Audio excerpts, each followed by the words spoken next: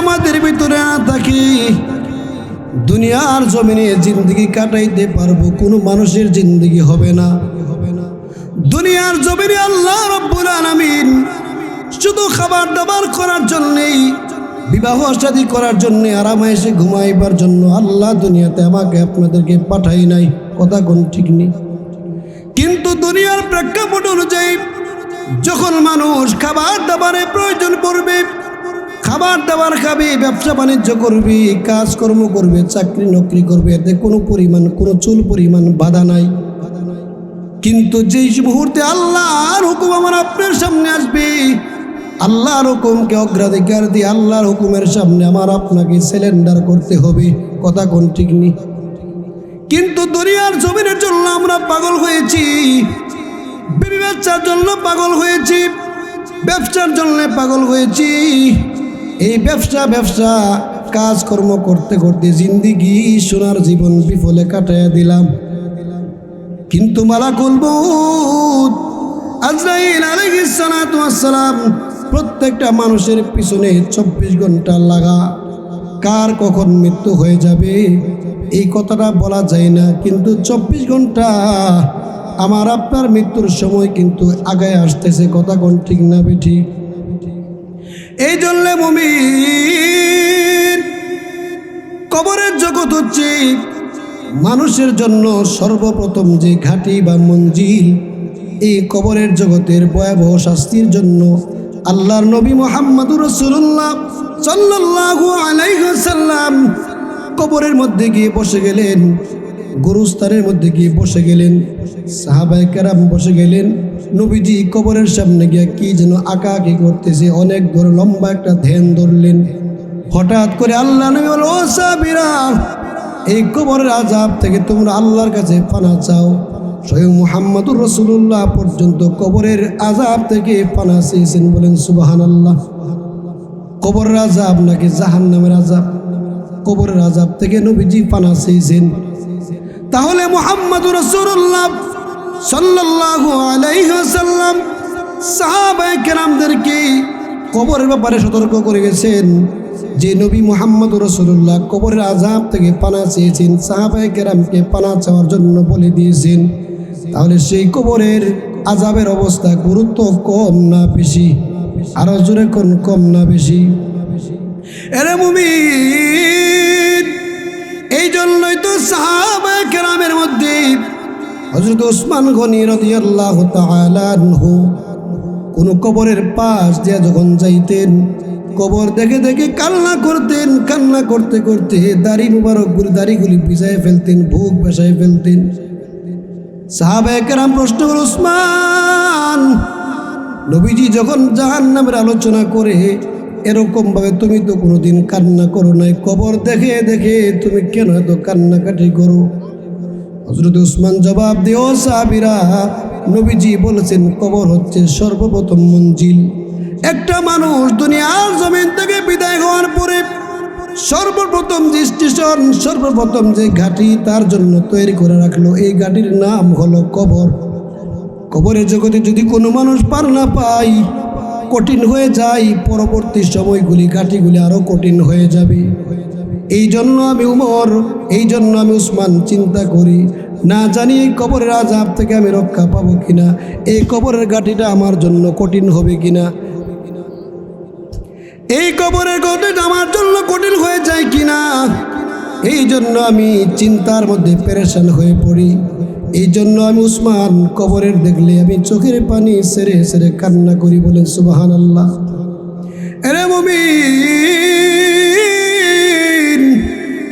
আল্লাহ নবী মুহাম্মদুর রাসূলুল্লাহ সাল্লাল্লাহু আলাইহি ওয়াসাল্লাম কবর সম্পর্কে বলেন, আল কবরু রাউযাতুম মির রিয়াজিল জান্নাহ আও হুফরাতুম মিন হুফারিন নার। আল্লাহ নবী বলেন কবর হচ্ছে জান্নাতের বাগিচার মধ্যে একটা বাগিচা, আবার এই কবরই হচ্ছে জাহান্নামের অগ্নিকুণ্ডর মধ্য থেকে একটি অগ্নিকুণ্ড। বলেন নাউজুবিল্লাহ। তাহলে কবর হচ্ছে একটা, এই কবরটা হবে কারো জন্য জান্নাত, আবার এই কবরটা হবে কারো জন্য জাহান্নাম। কথা কোন ঠিক নেই? তাহলে বোঝা গেল মুমিন মুসলমান দুনিয়ার জমিনে মানুষ বহুত প্রকার বিভক্ত হতে পারে। আল্লাহর আদালতে সমস্ত মানুষগুলি দুই ভাগে বিভক্ত কই পারে, ফারিকুন ফিল জান্নাতি ওয়া ফারিকুন ফিস সাঈর। একদল হবে ডানপন্থী, আরেক দল হবে বামপন্থী। ডানপন্থীদের মৃত্যুর অবস্থা একরকম, মানজিলে মাকসাদ একরকম। বামপন্থীদের মৃত্যুর অবস্থা আর মানজিলে মাকসাদ আরেক রকম। কথা কোন ঠিক নেই? এরে মুমিন, আল্লাহ নবী মুহাম্মদ রাসূলুল্লাহ সাল্লাল্লাহু আলাইহি ওয়াসাল্লাম কবরের ব্যাপারে ঘোষণা দিয়েছেন, কবরটায় যদি একজনের জন্য হয় জান্নাত, আরেকজনের জন্য জাহান্নাম হবে। তাহলে বোঝা গেল কবর যদিও মাটির ঘর, কবরের খনন করলে কোনো ব্যবধান যদি আমরা দেখতে না পাই, কিন্তু যেই কবরের মধ্যেই যেই লাশকে শোয়ানো হবে, লাশের ব্যক্তি বিশেষভাবে কবরে তার সঙ্গে আচরণ করবে। কথা কোন ঠিক নেই? ব্যক্তি বিশেষ কবর একরকম হয়ে যাবে। আমরা যদিও ভুলে গিয়েছি কবরের কথা, কিন্তু কবর আমাদেরকে একটা মুহূর্তের জন্য ভুলে নাই। কবর বলেন আনা বাইতুল গুরবা, ও দুনিয়ার বাসিন্দা, আমি কবর হলাম অপরিচিতির ঘর। সাবধানে আসবা, আমার মধ্যে যে আসবা ইমান আমল নিয়া, কিন্তু কবরের মধ্যে আইসো। আমি কবর কিন্তু কোনো আরামায়েশের জায়গা না। বলেন সুবহানাল্লাহ। 2 নম্বরে কবর বলেন আনা বাইতুল ওয়াহদা, আমি কবর হলাম বড় একাকীর ঘর। কবরের মধ্যে কি বন্ধু যাবে, বান্ধব যাবে, বিবি যাবে, সন্তান যাবে? না রে মুমিন, না, কবরে কেউ যাবে না। এই কবরের মধ্যে আমাকে আপনাকে একাই যেতে হবে। এই জন্য কবর বলেন আনা বাইতুল ওয়াহদা, আমি হলাম একাকীর ঘর, যেখানে তোমার বন্ধু আসবে না, বান্ধব আসবে না, কেউ আসবে না। আমার মধ্যে যে তুমি বাস করবা ইমান আমল নিয়া, কিন্তু আমি কবরের মধ্যে তুমি আসিও। সুবহানাল্লাহ জোরে কোন। এরে মুমিন, কবরের মধ্যে যদি কোনো নাফরমানকে শোয়ানো হয়, কিতাবের মধ্যে আসছে আল্লাহর নবী বলছেন কবরের 2 পাশ থেকে মাটি এমন চাপা দিবে, পাপিষ্ঠ গুনাহগারের 2 পাজরের হাড়গুলি এইভাবে একটা আরেকটার ভিতরে ঢুকে যাবে। বলেন না নাউজুবিল্লাহ।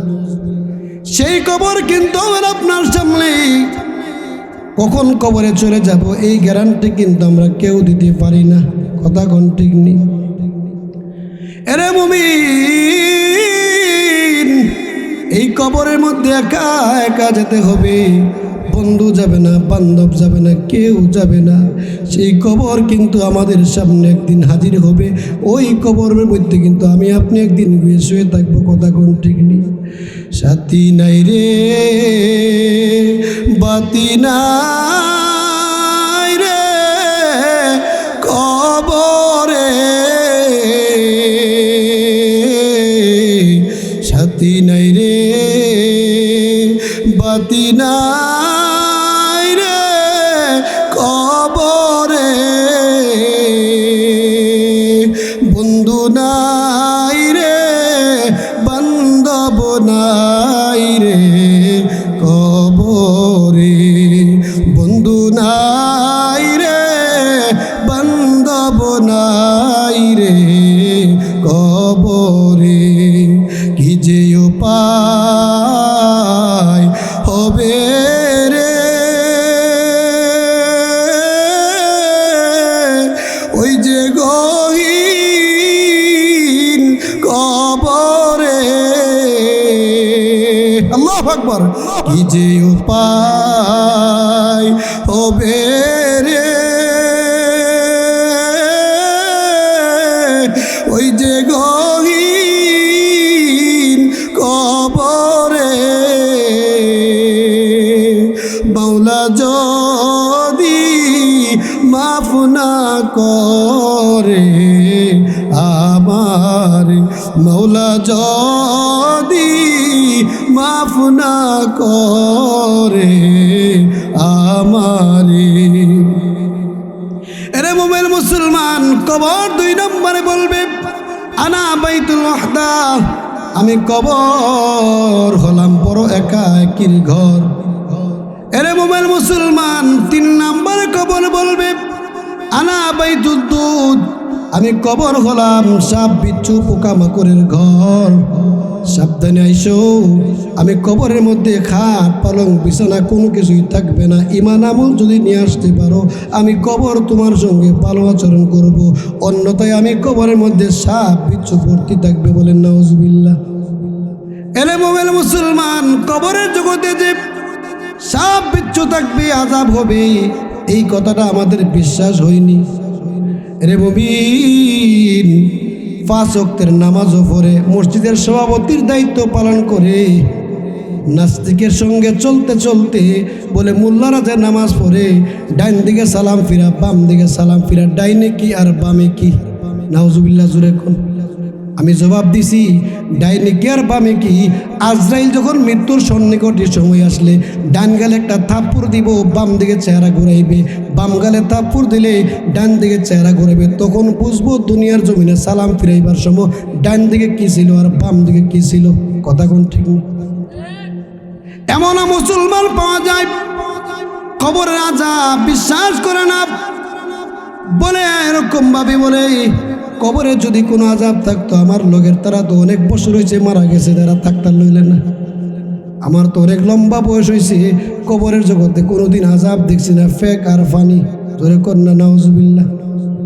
এরে মুমিন, কবরের জগতে ফেক আর ফানি। দুনিয়ার জমিনের কবর, দুনিয়ার জমিন থেকে কবর আযাব একমাত্র মানুষ এবং জিন জাতি ছাড়া সব জাতি বুঝতে পারে। মানুষও দেখে না, বুঝে না, জিন জাতিও দেখে না, বুঝে না। কথা কোন ঠিক নেই? কিন্তু কবর আযাব যে সত্য, এতে কোনো চুল পরিমাণ কোনো সন্দেহ নাই। সন্দেহ করলে ইমান থাকবে না, 0% হয়ে যাবে। কিন্তু কবর আযাব যে আছে, বিশ্বাস করাইবার জন্য উপমা স্বরূপ ইমাম গাজ্জালী রহমাতুল্লাহ একটা উদাহরণ উল্লেখ করেছেন। ইমাম গাজ্জালী রহমাতুল্লাহ বলেন, 2 বন্ধু এক বিছানার মধ্যে ঘুমাইল। পাশের বন্ধু দুঃস্বপ্ন দেখা, স্বপ্নের মধ্যে ভয়ঙ্কর অবস্থায় দেখা দৌড়াদৌড়ি করতে, চিল্লাচিল্লি করতেছে, কিন্তু পাশের বন্ধু যে ঘুমায় রইল এর কিন্তু কোনো খবর নাই। ঘুম যখন ভাঙলো, পাশের বন্ধুকে বলল, বন্ধু আমি তো ঘুমের মধ্যে ভয়ঙ্কর স্বপ্ন দেখি, তোকে তো বারংবার ডাকলাম, কোনো সাড়া পাইলাম না। আমি দৌড়তে দৌড়তে নানদোরা ব্রিজ পারে গেছি, এরপর আমার দৌড়াদৌড়ি আমার শেষ হইতেছে না। তাহলে বন্ধু জবাব দে, আমি আছি এক ঘুমের জগতে, তুই আছো ঘুমের জগতের ভিতরে, আবার স্বপ্নের জগতে। কথা কোন ঠিক নেই? 2 জন বন্ধু একই খাটে ঘুমাইল, একজনের সাধারণ ঘুমের জগতে, আরেকজন ঘুমের ভিতরে আবার স্বপ্নের জগতে। তাহলে স্বপ্নের জগৎ আর সাধারণ ঘুমের জগতে 2টা ভিন্ন, যার কারণে বন্ধু পাশের বালিশে ঘুমাই থেকেও আপনার দুঃস্বপ্নের ভয়ঙ্কর অবস্থা আপনি কান্নাকাটি চিৎকার করলেও সামনের পাশের মানুষে শুনে না। কথা কোন ঠিক নেই?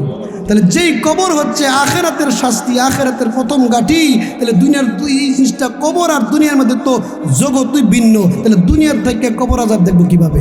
সম্ভব? ইমাম গাজ্জালী রহমাতুল্লাহ এই উদাহরণটা দিয়ে বুঝাইছেন, জগৎই কি ভিন্ন। 4 নম্বরে হলো মুমিন মুসলমান, কবর বলে আমি কবর হচ্ছি বড় একাকির। প্রথম নাম্বার বলছেন আমি কবর হচ্ছি বড় একাকির ঘর। এরকম ভাবে বলছে, আমি কবর অপরিচিতের ঘর, আমি কবর বড় একাকির ঘর, আমি কবর সাপ বিচ্ছুর ঘর, আমি কবর হচ্ছে আনা বাইতুত তরাব, আমি কবর হচ্ছে কি মাটির ঘর। দারে মুমিন না, দুনিয়ার জমিনে খাটের মধ্যে না ঘুমাইলে, নরম বালিশ না দিলে, শিমুল তুলার বালিশ না দিলে বান্দার ঘুমে ধরে না। কিন্তু কবর বলে আনা বাইতু তরাব, আমি কবর হলাম মাটির ঘর। সাবধানে আইসো, এখানে বিছানাও নাই, এখানে কোনো কিছু আরামায়েশের ব্যবস্থা নাই। ব্যবস্থা হবে তখন দুনিয়ার জমিনে আমল করবা যখন। কথা কোন ঠিক নেই? তাহলে কবরের জগৎ আমরা কি পাইলাম? যে কবরের মধ্যে মানুষ গেলে বড় অসহায় হয়ে পড়ে, এই কবরের জগতেই যারা দুনিয়ার জমিনে যারা বাহাদুরি করেছিল, লাঠিয়াল বাহিনী ছিল, এই লাঠিয়াল বাহিনী যখন ইন্তেকাল করে, তার কবরের উপরের সামনে দাঁড়াইয়া দাঁড়াইয়া গরু কিন্তু গোবর লেদাই সেনায় ঘাস খায়, তারাইবার কোনো ক্ষমতা নাই, কথা কোন ঠিক নেই। অথচ দুনিয়ার জমিনে কোনো কখন যদি এই মানুষের সঙ্গে একজন ভুলে ক্রমে ধাক্কা খাইতো, ধাক্কা খাইতে দেরি ঘুষি দিয়া তার নাক ফাড়াইতে একটা সেকেন্ডও দেরি করে নাই, কথা কোন ঠিক নেই। নারে মুমিন না, দুনিয়ার বাহাদুরি কবরের জগতে গেলে থাকবে না। সব বাহাদুরি কবরের জগতে গেলে নিমিষেই শেষ হয়ে যাবে। সেই কবর কিন্তু আমার আপনার জন্য অপেক্ষমান চলে আসছে, অপেক্ষমান আছে। কখন কবরে যাব, কবরে যাওয়ার আগে আগে আমাদের ইমান আমল ঠিক করতে হবে, কথা কোন ঠিক না বেঠি। এই কবরের জন্য আম্মা জান খাদিজাতুল কুবরা রাদিয়াল্লাহু তাআলা আনহা চোখের পানি সেরে সেরে বিনাইয়া বিনাইয়া কান্দে। আল্লাহ নবী যখন দিনের কাজ করে ঘরের মধ্যে ফিরলেন, ফিরে দেখে হযরতে খাদিজাতুল কুবরা রাদিয়াল্লাহু তাআলা আনহা চোখের পানি সেরে সেরে বিনাইয়া বিনাইয়া কান্দে। আল্লাহ নবী জিজ্ঞাসা করলেন, খাদিজা কি দুঃখ, কি বেদনা, তুমি এত রাত্রি চোখের পানি সেরে সেরে কেন গো তুমি কান্দো? খাদিজা রাদিয়াল্লাহু আনহা জবাব দিলেন, ইয়া রাসূলুল্লাহ, ওগো ইয়া হাবিবাল্লাহ, ওগো নবীজি, আমি দুনিয়ার কোনো মানুষ আমাকে কষ্ট দেই না, আঘাত দেই না, আমি কান্দি কবরের জগতের ভয়ে, ভয়ের জন্য আমি কান্দি গো নবীজি। ওগো নবীজি, আমি খাদিজা যদি দুনিয়ার জমিন থেকে বিদায় হয়ে যায়, আমি কবরের জগতে গিয়ে গিয়ে কিভাবে থাকবো, সেই আযাবের ভয়ে ভয়ে আমি কান্দি। আমি খাদিজার যে কোনো আমল নাই, কবরের যে কোনো প্রস্তুতি নাই, আখিরাতের যে কোনো পুঞ্জি নাই, সামান নাই, সেই ভয়ে ভয়ে আমি কান্দি। অথচ মুমিন মুসলমান লক্ষ্য করে দেখেন, সেই খাদিজাতুল কুবরা রাদিয়াল্লাহু তাআলা আনহাকে স্বয়ং আল্লাহর পক্ষ থেকে জিবরাইলের মাধ্যমে সালাম দিয়েছেন। সুবহানাল্লাহ বলেন।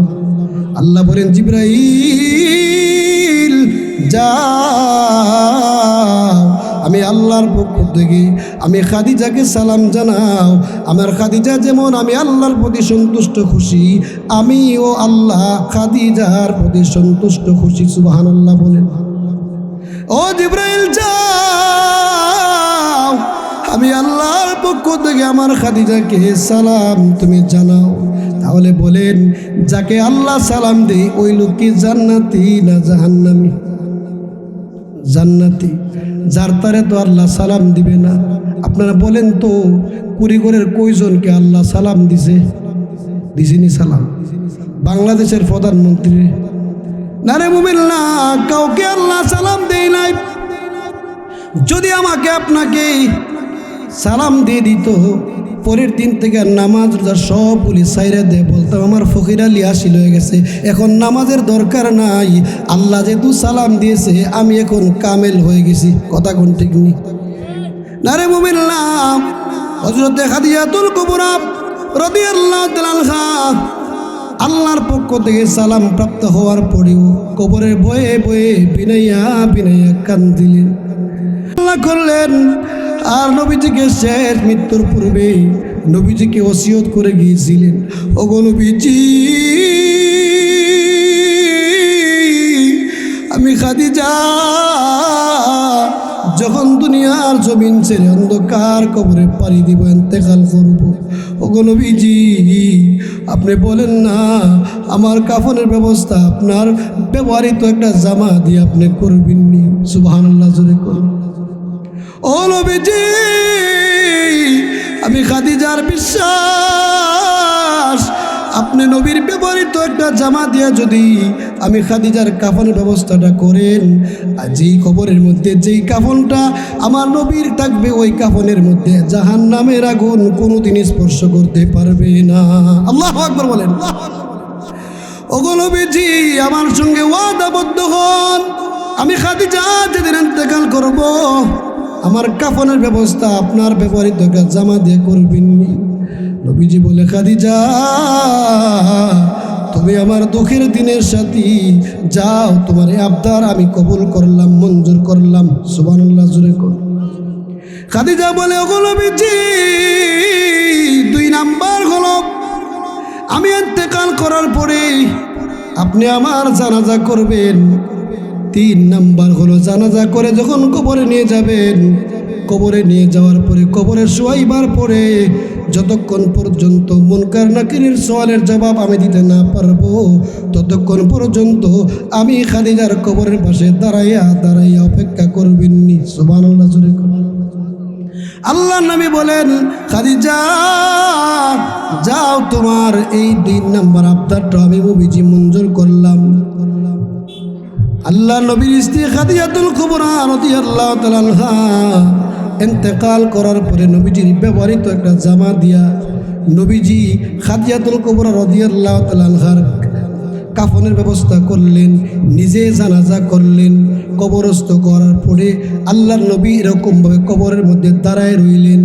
সাহাবায়ে কেরাম জিজ্ঞাসা করে, ইয়া রাসূলুল্লাহ, ইয়া হাবিবাল্লাহ, ওগো নবীজি কবরস্থ হয়ে গেছে, দাঁড়ায় রইলেন কেন? আল্লাহর নবী বলেন, ও সাহাবীরা, আমার খাদিজার সঙ্গে আমি ওয়াদাবদ্ধ ছিলাম। আমার খাদিজা ইন্তেকালের পূর্বে আমাকে ওসিয়ত করে গেছি, আমার ব্যবহৃত জামা দিয়া যেন আমার খাদিজাকে আমি কাফন ব্যবস্থা করি, সেটাও সম্পূর্ণ করেছি। 2 নাম্বার ওসিয়ত ছিল আমি নবীজি যেন তার জানাজার ইমামতি করি, সেটাও করেছি।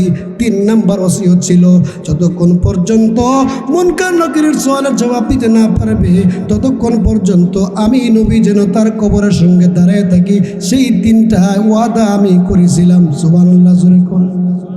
আল্লাহ নবী বিশ্ব নবী মুহাম্মদ রাসূলুল্লাহ যখন কবরের সামনে দাঁড়ায় রইলেন, খাদিজা রাদিয়াল্লাহু তাআলা আনহা তো আল্লাহর পক্ষ থেকে সালাম প্রাপ্তা মহিলা ছিলেন, জান্নাতের সার্টিফিকেট প্রাপ্তা মহিলা ছিলেন, জান্নাতে এমনিতেই।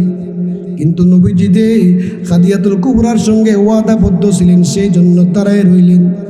নবীজি অপেক্ষমান ছিলেন। আল্লাহ জিব্রাইলকে পাঠিয়ে বলেন, জিব্রাইল যাও, আমার বন্ধু মুহাম্মদ রাসূলুল্লাহকে বলে দাও, ওগো নবীজি আপনি খাদিজা রাদিয়াল্লাহু তাআলা আনহার প্রশ্নের জবাবের জন্য দাঁড়ায় থাকা লাগবে না। আমার খাদিজার প্রতি, খাদিজা যেমন আল্লাহর প্রতি খুশি, এই খাদিজার প্রতিও আল্লাহ খুশি।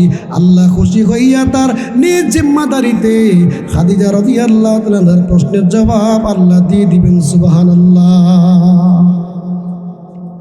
তাহলে যেই নবীর স্ত্রী খাদিজাতুল কুবরা আল্লাহর পক্ষ থেকে সালাম প্রাপ্ত একজন মহিলা ছিলেন, জান্নাতের সার্টিফিকেট প্রাপ্ত একজন মহিলা ছিলেন, ওই নবীর বিবি হয়ে যদি কবরের বয়ে বয়ে এই পরিমাণ কান্না দুনিয়ার জমিনে করতে পারে, আমার আপনার নামাজ ঠিক নাই, রোজা ঠিক নাই, রোজা নামাজ করলে উজু ঠিক আছে কিনা কোনো গ্যারান্টি নাই, আমার আপনার কি পরিমাণ কান্না করা উচিত জোরে কোন।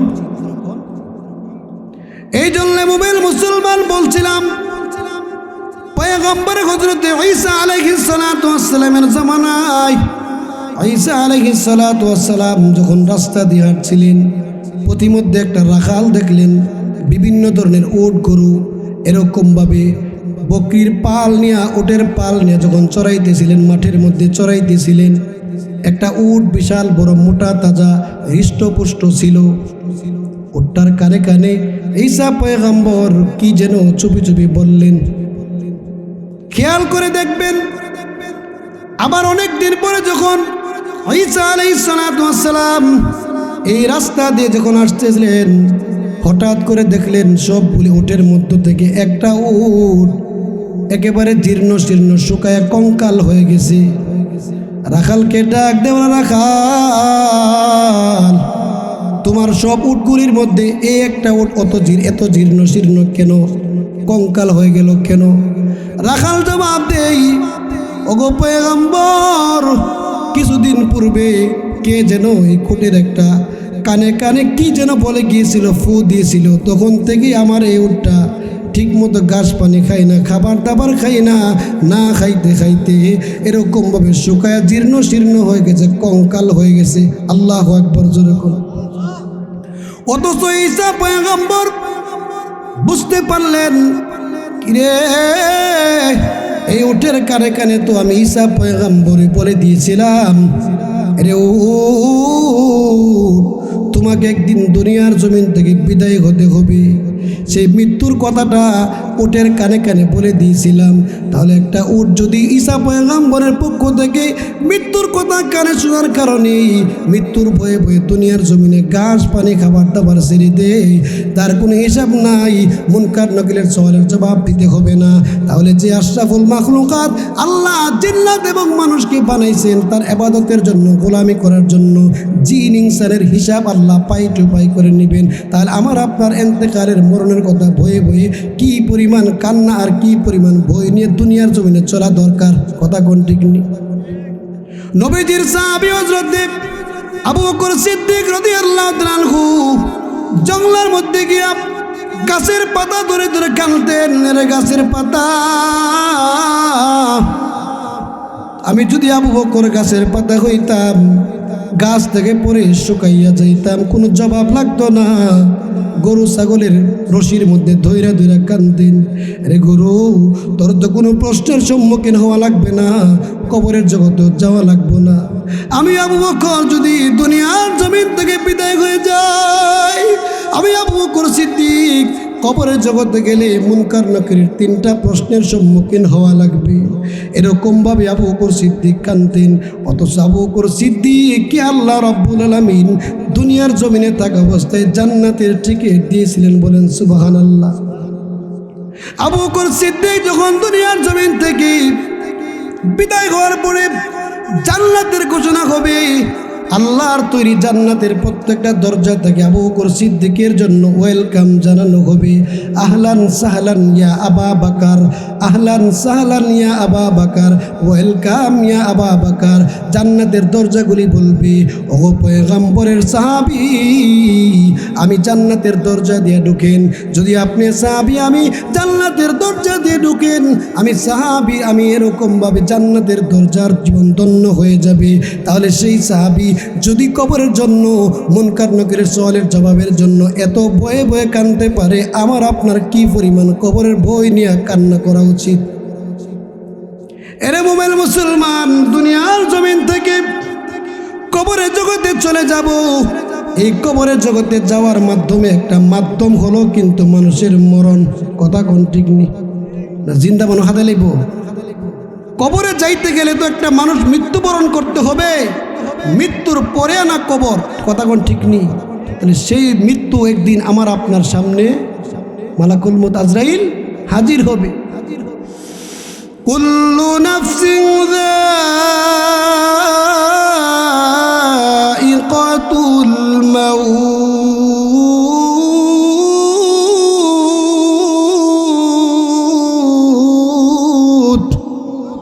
সুম্মা ইলাইনা তুরজাউন।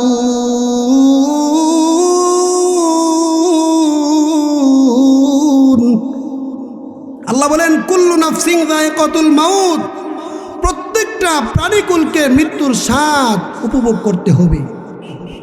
মানুষ বলেন, জিন বলেন, সব যত জীব আছে সব প্রাণীকুলকে মৃত্যুর স্বাদ করতে হবে। কখন মারা যাব এই ব্যাপারে আল্লাহ কাউকে দিন তারিখ নির্ধারণ করে দেই নাই। এই এলেম, এই জ্ঞান কার কাছে? আল্লাহর কাছে। আল্লাহ বলেন, ওয়ামা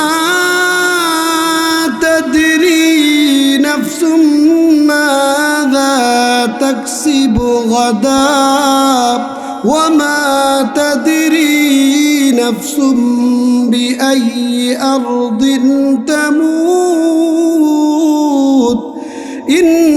ইন্নাল্লাহা আলিমুন খাবীর।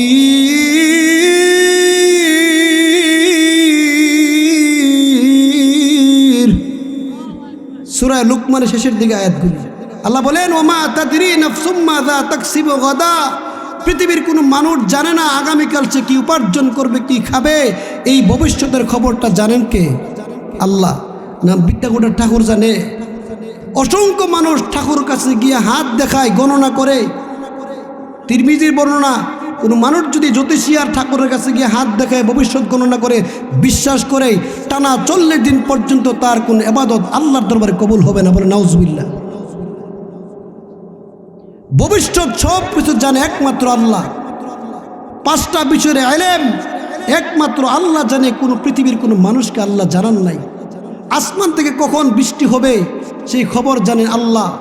মার রেহেমে কোন সন্তান হবে আল্লাহ জানে। প্রশ্ন করতে পারেন, আমরা দেখুন আলট্রাসোনোগ্রাফি করলে বুঝতে পারি ছেলে হবে না মেয়ে হবে। এটা তো বাচ্চা গঠন হওয়ার পরে আপনি জানেন। বাচ্চা গঠন হওয়ার আগেই আল্লাহ জানেন ছেলে হবে না মেয়ে হবে, সুন্দর হবে না কালো হবে, আল্লাহ জানে। মানুষ কখন কি অবস্থায় কি খাবে এটা একমাত্র আল্লাহ জানে। কিয়ামত কখন হবে এটাও আল্লাহ জানে। মানুষ কখন দুনিয়ার জমিন থেকে কোন অবস্থায় কোন হালতে ইন্তেকাল করবে সেই খবরটাও কে জানে? আল্লাহ জানে। তাহলে আমরা প্রথম নাম্বার কুল্লু নাফসিন যায়কাতুল মাউত আয়াত থেকে পাইলাম যে প্রত্যেকটা প্রাণীকুলকে মৃত্যুর স্বাদ আস্বাদন করতে হবে, অর্থাৎ মৃত্যু নামক বস্তুটা আমাকে আপনাকে গ্রহণ করতেই হবে। তাহলে মৃত্যুটা গ্রহণ করতে হবে, এটা ঠিক। কখন মারা যাব এই তারিখ নির্ধারিত করে কোনো মানুষ জানে না। তাহলে কখন মারা যাব যেহেতু জানাই নাই, তাহলে কেন আমি ভবিষ্যতে আগামী 30 সাল থেকে নামাজ ধরবো, রোজা করব, হজ করব, আমল আর ছাড়বো না, 3 চিল্লার জন্য বাইর হয়ে যাব, সেই ভবিষ্যৎটা কেন আমি গ্যারান্টি দিয়ে রাখলাম? আমি যদি বলি যে ওমা তাদরি নাফসুম বিআইয়ি আরদিন তামুত, পৃথিবীর কোনো মানুষ জানে না কখন কোন হালতে কোন অবস্থায় কোন জমি এসে মারা যাবে, এটা যদি এলেমটা যদি আল্লাহরই থাকে, আল্লাহই জানে, তাহলে আমি কোন দুঃসাহসে 30 সালের জন্য ইবাদত করব? আমি এখনো পর্যন্ত বসে রইলাম। যদি কোরআন বিশ্বাস হয় যে কখন মানুষ মারা যাবে কেউ জানেই না, তো না জানলে তো প্রত্যেকটা মুহূর্তকে মুহূর্তে মুহূর্তে মৃত্যুর জন্য প্রস্তুত হওয়া লাগবে। কথা কোন ঠিক নেই? একটা মানুষ কখন মারা যাবে, সাহাবী হযরত আলী বলেন যে আমি জোহরের নামাজ পড়লাম, আসরের নামাজ পড়তে পারবো কিনা সেই গ্যারান্টি নাই, আমি এতটুকু মৃত্যুটাকে কাছে মনে করি। নবী বলেন না আলী, তুমি ডান দিকে সালাম ফিরাইছো, বাম দিকে সালাম ফিরাইতে পারবা কিনা এতটুকু গ্যারান্টি নাই, এতটুকু মৃত্যুকে কাছে মনে করতে হবে। সুবহানাল্লাহ জোরে কর।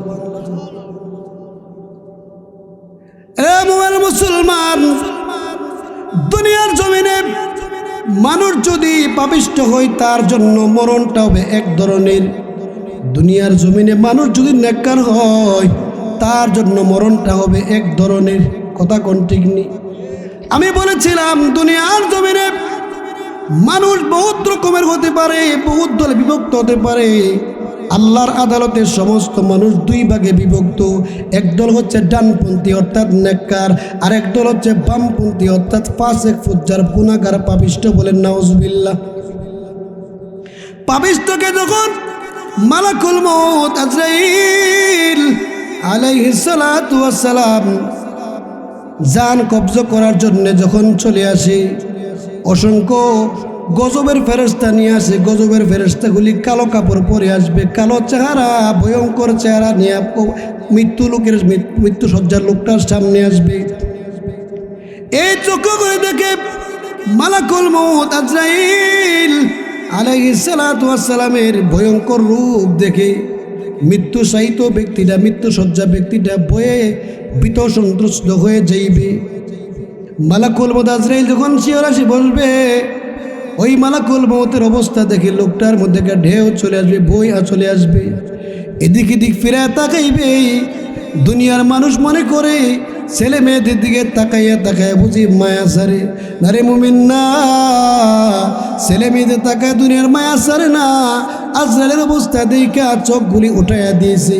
এখন কীরকমভাবে শাস্তি দিবে, কীরকমভাবে তাকে জান কবজ করবে, সেই ভয়ে ভয়ে ওই মৃত্যুসজ্জা ব্যক্তিটা তাকায়া তাকাইয়া এদিক তাকায় ওই দিক তাকায়। কথা কোন ঠিক নেই?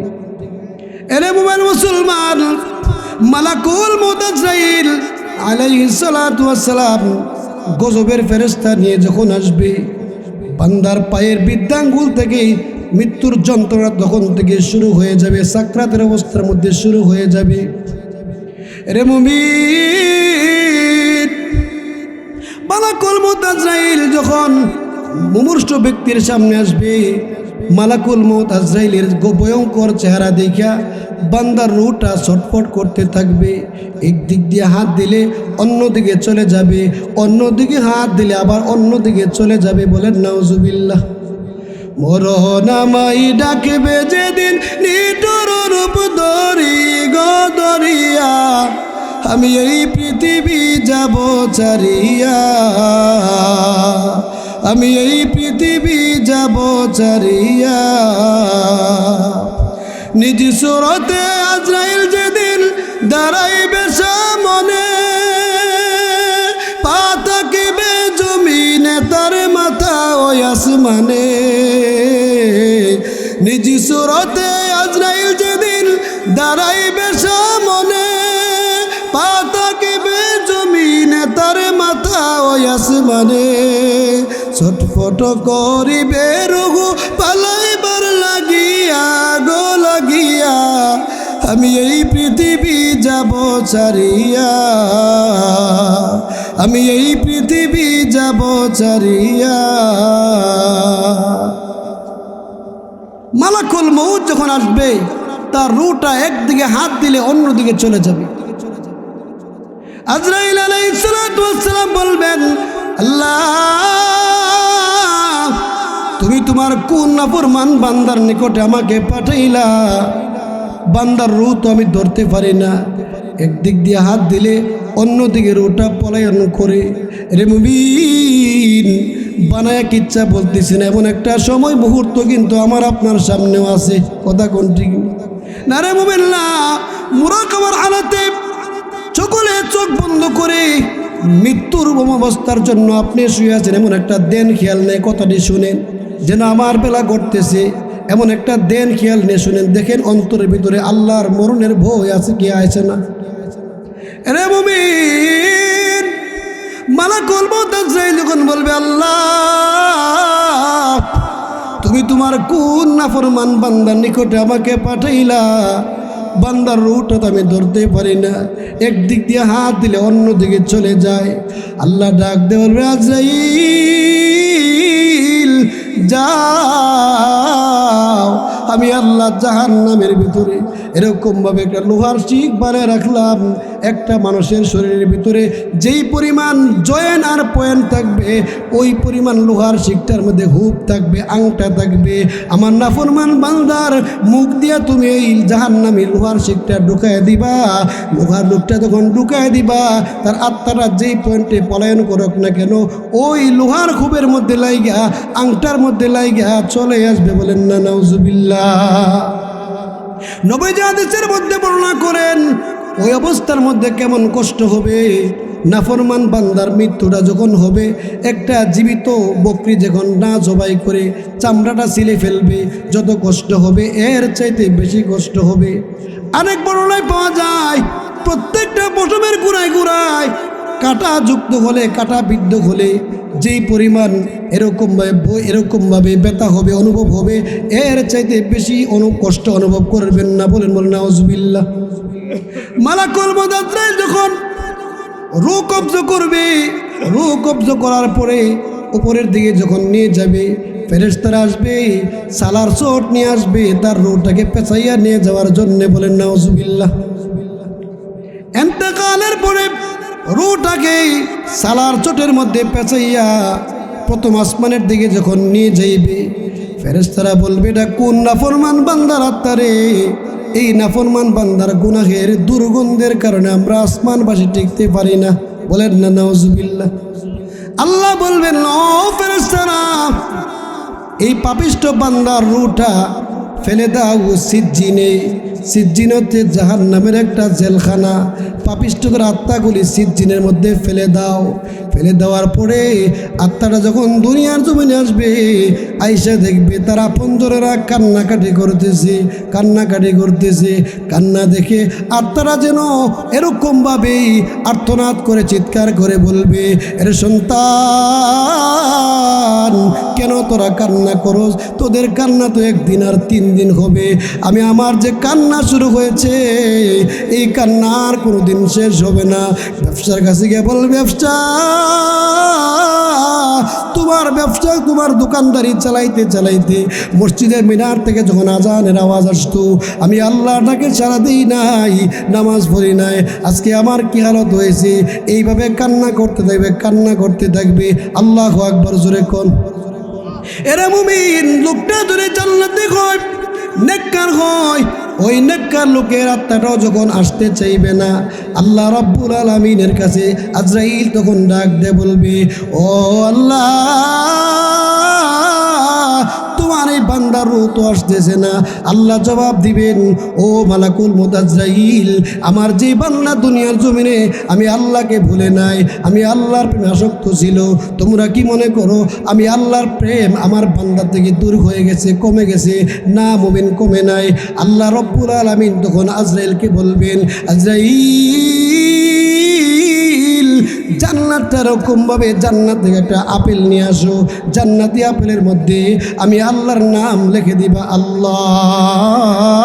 দুনিয়ার জমিনে যেই বান্দা আল্লাহর জন্য পাগল হবে, নবীর জন্য পাগল হবে, ওই বান্দা যখন মুমূর্ষ অবস্থার মধ্যে জান্নাতি আপেলের মধ্যে আল্লাহ নাম দেখতে পাবে, অটোমেটিকলি আল্লাহর প্রেমে দেওয়ানা হইয়া এরকমভাবে বাইর হয়ে যাইবে। সুবহানাল্লাহ। আল্লাহ রাব্বুল আলামিন এরকমভাবে ফেরেশতাদের মাধ্যমে জান্নাতটা দেখাইয়া লোভ লাগাইবে, তোমার বাড়িটা অপেক্ষা করতেছে। আল্লাহ তখন মুমূর্ষু ব্যক্তিকে আল্লাহর পক্ষ থেকে সালাম জানাইবে। সুবহানাল্লাহ। সালামুন কওলাম মির রাব্বির রহিম,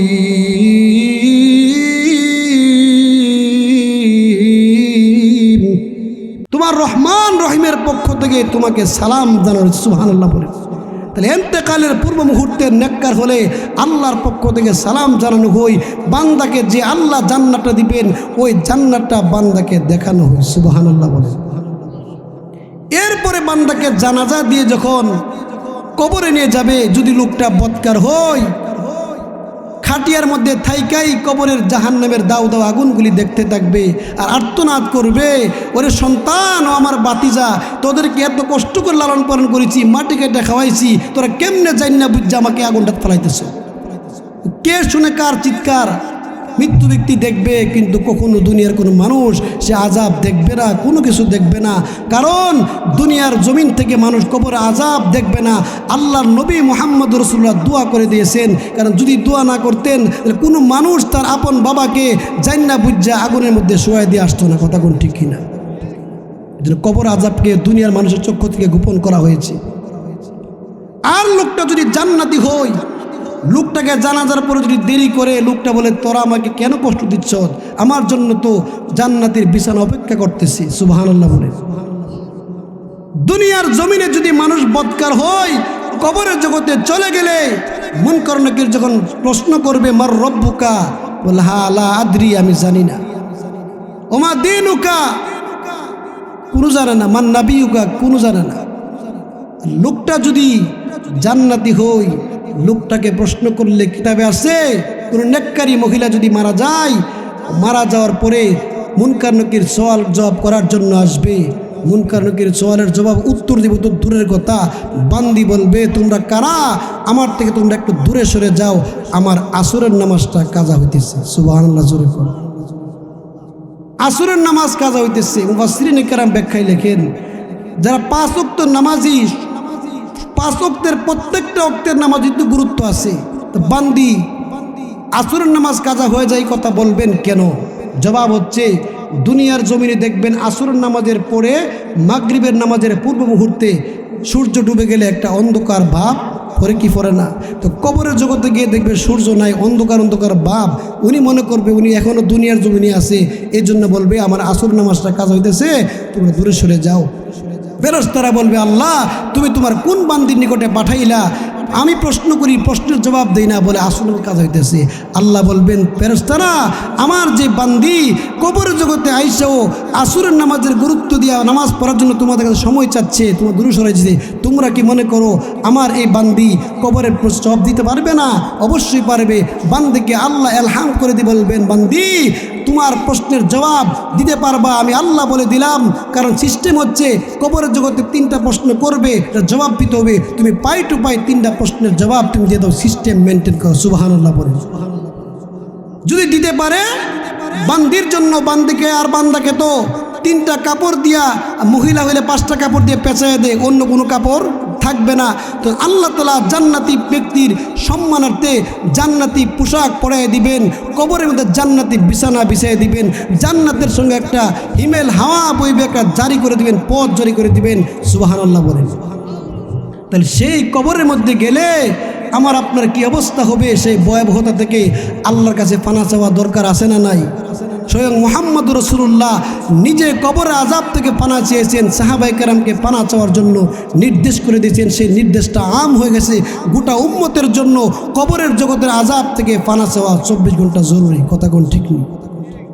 কারণ জাহান্নামের আগুন বড় ভয়াবহ আগুন। দুনিয়ার জমিনের আগুন আঙ্গুলে লাগলে বড় জোর আঙ্গুল ফুরে, জাহান্নামের আগুন এক জায়গায় লাগলে কলিজা পর্যন্ত বোনা হয়ে যাবে। কেমন উত্তপ্ত আগুন! এই জন্য আগেকার সময় মানুষ জাহান্নামের ভয়াবহতা থেকে পানা চাওয়ার জন্য বিভিন্ন গজল বানাইত। কথা কোন ঠিক নেই?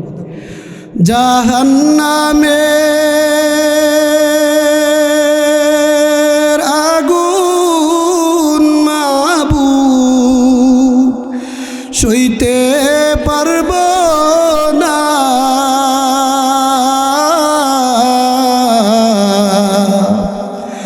আমল নামাই গুনাহ রাইখা আল্লাহ মরণ দিও না,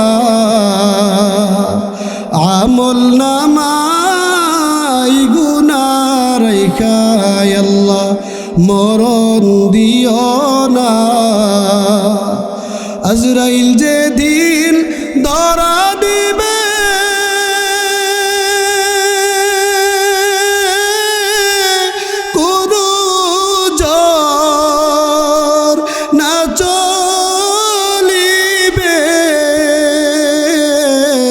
আজরাইল যেদিন ধরা দিবে কোনো জোর না চলিবে, প্রাণ পাখি নিবে কে রে, প্রাণ পাখি নিবে কে রে, কোনো বাধা মানবে না,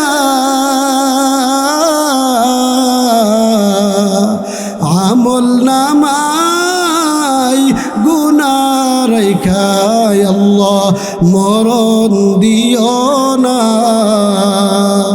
আমল নামাই গুনাহ রাইখা আল্লাহ মরণ দিও না। মুনকার নাকির ফেরেশতা এসে সওয়াল করবেন পাশে বসে, মুনকার নাকির ফেরেশতা এসে সওয়াল করবেন পাশে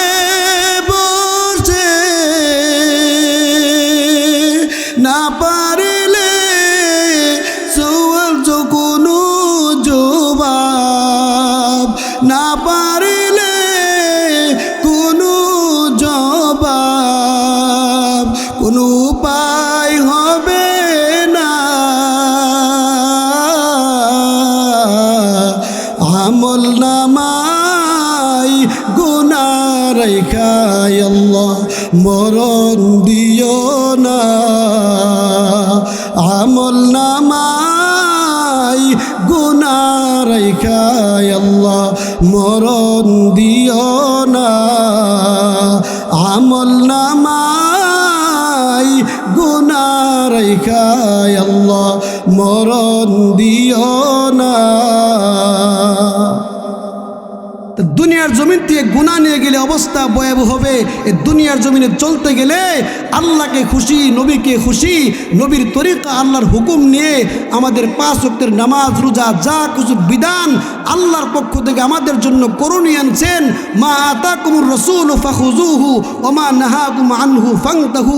আল্লাহ বলেন আমি আল্লাহর পক্ষ থেকে যা কিছু তোমাদের জন্য দেওয়া হয়েছে সবগুলি তোমরা গ্রহণ করবা, আর লঙ্ঘনগুলি যেগুলি তোমাদের জন্য বর্জন, এগুলি তোমরা কী করবা? বর্জন করবা। তাহলে বর্জনই হচ্ছে সমস্ত প্রকারের গুনাহ থেকে আমাদের বর্জন করে চলতে হবে, সমস্ত করণীয় আমলগুলি আমাদের করতে হবে।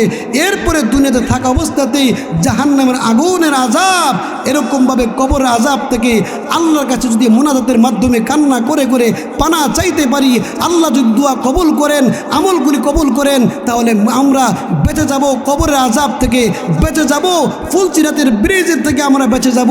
আল্লাহ তাআলা যেন সকলকে আমাদের দুনিয়াতে থাইকেই যেন আমরা আখিরাতের পুঁজি সংগ্রহ করে কবরের আযাব, হাসরের ময়দানের ভয়াবহ অবস্থা থেকে যেন আল্লাহ আমাদেরকে পরিত্রাণ দান করে আল্লাহর তৈরি জান্নাত পর্যন্ত যাওয়ার তৌফিক দান করেন। সকলে বলেন আমিন। ওয়া আখিরু দাওয়ানা আলহামদুলিল্লাহ।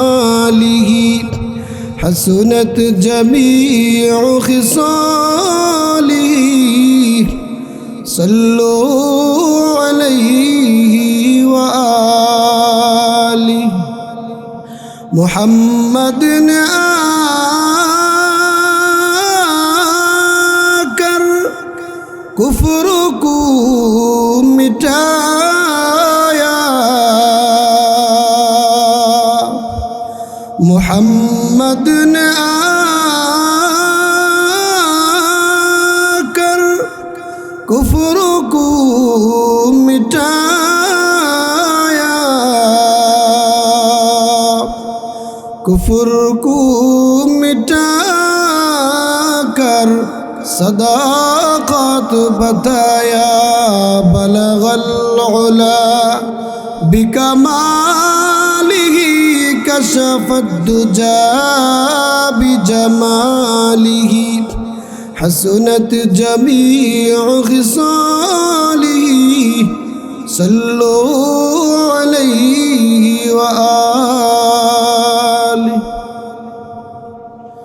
আলহামদুলিল্লাহ। কুড়িগড় উজ্জ্বলে বাড়ি যুবক বৃন্দের উদ্যোগে 12তম ইসলামী মহাসম্মেলনের আজকের এই মাহফিলের সম্মানিত শ্রদ্ধেভাজন ব্যক্তিত্ব সভাপতি সাহেব, উস্তাদে মোহতারাম আল্লামা হযরত মাওলানা আশরাফ আলী জিহাদি সাহেব, সুনামধন্য মুহতামিম কুড়িগড় রহমানিয়া মাদ্রাসা, মঞ্চে উপস্থিত আছেন আমার আরেকজন সুনামধন্য উস্তাদ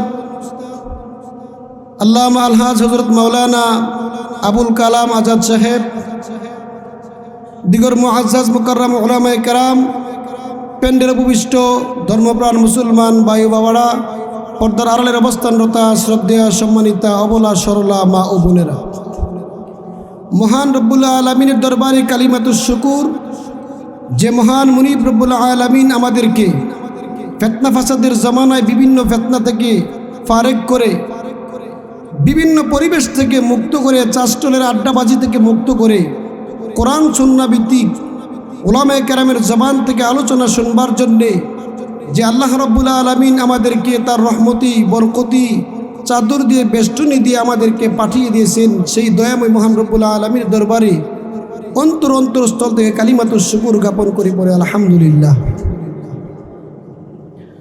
মুহতারাম হাজিরিন, গতকালকে এই মাহফিলের প্যান্ডেল ছিল না, আজকে এই মাহফিলের প্যান্ডেল করা হয়েছে, মাহফিলের জান্নাতের বাগিচা সাজানো হয়েছে মাহফিলকে কেন্দ্র করে, ঠিক কিনা? তার মানে আগামীকালকে মাহফিলও নাই, প্যান্ডেলও নাই। বোঝা গেল দুনিয়াতে যখন যেই জিনিসটা মানুষ সৃষ্টি করে নির্দিষ্ট একটা উদ্দেশ্যকে কেন্দ্র করেই সৃষ্টি করে, উদ্দেশ্য যখন ফুরিয়ে যায় ওই জিনিসটাও মিটে যায়। অতএব দুনিয়ার আসমান জমিন মানুষ চন্দ্র সূর্য লৌহ কলম যা কিছু আল্লাহ সৃষ্টি করেছেন, আল্লাহ যত জিনিস সৃষ্টি করেছেন, যত জীব জানোয়ার দিয়েছেন, যার দুনিয়াতে জীবন আছে তার একদিন মরণ আছে। এই জন্য মুহতারাম হাজিরিন, মরণ অতি সন্নিকটে, কিন্তু আমরা মরণের কথা ভুলে যাই কবরের কথা, ভুলে যাই হাসরের কথা, মিজান ফুলসিরাতের কথা। কিন্তু আপনার আমার একদিন দুনিয়া থেকে বিদায় হতে হবে, সেই সাগর পাড়ি দিয়ে আমাকে আপনাকে জান্নাতে হোক জাহান্নামে হোক যেতে হবে, ঠিক কিনা বলেন? কিতাবের মধ্যে আসছে পৃথিবীর সর্বশেষ মানুষ যে মানুষটা হবে যে এরপরে মানুষ নাই। সর্বশেষ মানুষ যেটা হবে, উনি যখন মারা যাবে, উনাকেও কম পক্ষে বরজখী জগতে, কবরের জগতে 40,000 বছর থাকতে হবে। সুবহানাল্লাহ জোরে। হাসরের ময়দানে দাঁড়িয়ে থাকতে হবে 50,000 বছর। 40 কবরের জগতে 40, হাসরে 50, ওই কত? 90,000 বছর। ওয়াসিরাতু হাক্কুন, ফুলসিরাতের ব্রিজ পার হইতে আমার আপনার সময় লাগবে 30,000 বছর। তাহলে হইল কত? 1,20,000 পথের পাড়ি দিয়ে আমাকে আপনাকে ওই পারে যেতে হবে, এছাড়া কোনো উপায়। দুনিয়ার জমিন বড় সহজ, কিন্তু পরকালীন গাঠিগুলি অত্যন্ত ভয়াবহ, কঠিন।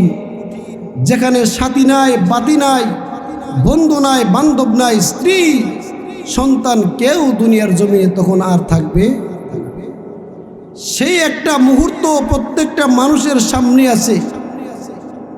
দুনিয়ার মানুষের হায়াতের তারতম্যের কারণে কেউ আগে যাবে, কেউ পরে যাবে। চূড়ান্ত কথা হচ্ছে, সকলকেই দুনিয়ার জমিন থেকে মৃত্যুবরণ করে কবরের জগৎ, হাসরের ময়দান, ফুলসিরাত, এই সমস্ত ঘাটিগুলি আমাকে আপনাকে পাড়ি দিতেই হবে। সেই জিনিসগুলির ভয় যদি মানুষ মাথায় রাখে, ওই মানুষ কোনোদিন মরণকে ভুলতে পারে না, ওই মানুষ কোনোদিন গুনার কাজ করতে পারে না, ওই মানুষ কোনোদিন আল্লাহর হুকুম, নবীর তরিকার বাইরে চলতেই পারে না। সেই কবরের ভয় আমাদের আকাবের আসলাফদের ভিতরে এমনভাবে ছিল,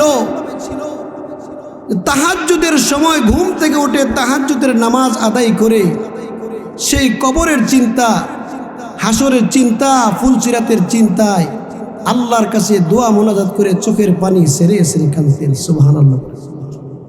কিন্তু আমরা রাত্র কাটাই দেই ইন্টারনেট আর ফেসবুক টিপতে টিপতে, রাত 12টা, 1টা, 2:30, 3টা হয়ে যায়।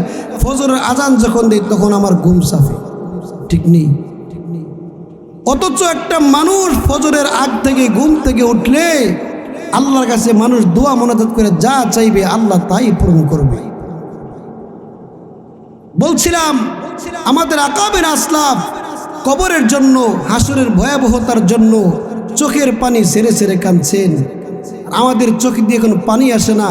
আমাদের রঙ্গলীলার এমনভাবে পড়ে গিয়েছি, মনে হয় যেন দুনিয়ার জমিন থেকে আর যা আসছি আর যাব না। আকাবের আসলাফ হাসরের ময়দানের ভয়াবহতার কথা স্মরণ করে চোখের পানি সেরে সেরে কাঁদছে। ওরে আমার মাওলা রে,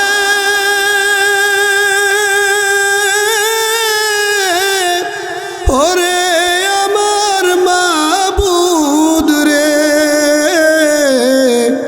কেমনে আমি দিব পারি অকুল সাগরের মাঝে রে, কেমনে আমি দিব পারি অকুল সাগরের মাঝে রে, কবরে হাজার হাজার বছর,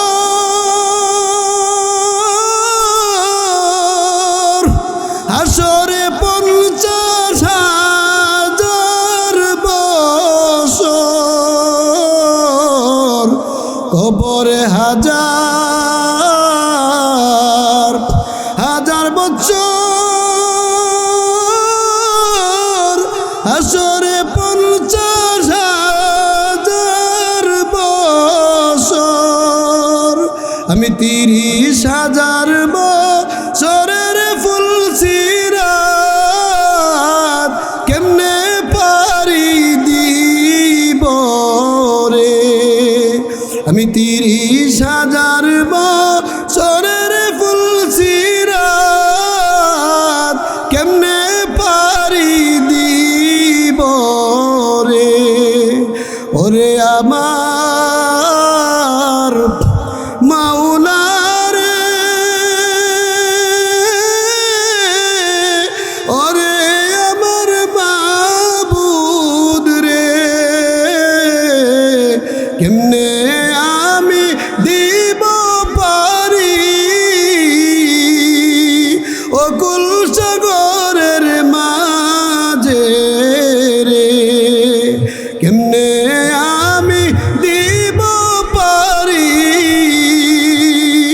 অকুল সাগরের মাঝে রে।